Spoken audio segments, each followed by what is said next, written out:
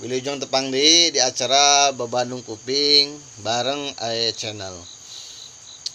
Para wargi samudayana ngomentari dina postingan nu sateu acana olot karuhun cengkrong kantos ngadamel komentar bahwa kanyaho teh atanapi ilmu teh saur basa Sundana kanyaho hartosna teh. Komo lamun kanyaho teh dibaran ku kaharti. Sabada kaharti aya kadaek. Sabada kadaek ayana kabisa. Bisa naon? Bisa ngamalkeun naon ku urang terang. Baik eta ngalaksanakeun hiji kasayan atau napi tiasa ninggalkeun hiji kaawonan. Emang dina qaidah keterangan sami. Al ilmu qoblal qauli wal amal. Ari ilmu teh samemeh urang ngobrol atau napi samemeh urang naon amal ya, ngalaksanakeun hiji perkara. Sabab lamun urang teu ngangge ilmu bakal mardudatun latuk balu, bakal ditolak teu ditarima, maksadna bakal moal ditampi ya. Minimal disebut jalmi bohong atanapi amal anu sia-sia. Da pasti jalmi ngobrol teu sesuai kenyataan namina naon? Bohong. Jalmi amal teu sesuai naon? Teu sesuai ilmuna bakal dikumaha?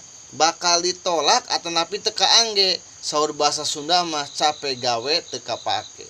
Teu kapake kusaha?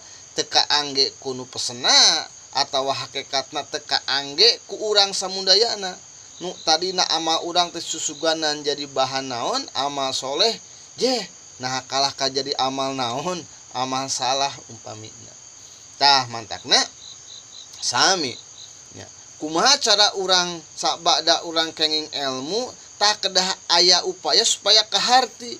Naon bahasa kaharti nyaeta urang teh ayana jadi motivasi ya.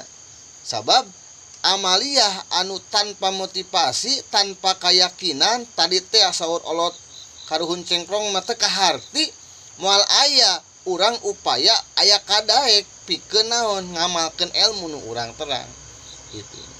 Mantakna yulah urang samudayana sabada urang naon paham pentingna ilmu, bahkan urang tos gaduh ilmu sakedik henteuna lah dina hate urang, yulah urang samudayana upayalah ya ngisadkeun hate ayana kadaek ya, supaya urang aya naon?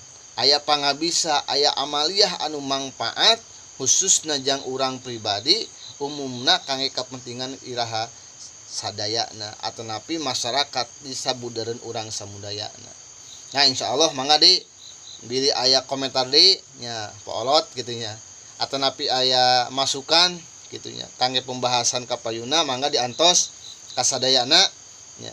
Mudah-mudahan urang samudayana ku Allah dipaparin ilmu oge dipaparin kamangpaatanana tiasa ngamalkeunana. Amin ya rabbal alamin. Sakitu wae ya. Hadanallahu wa iyyakum ajmain. Wassalamualaikum warahmatullahi wabarakatuh.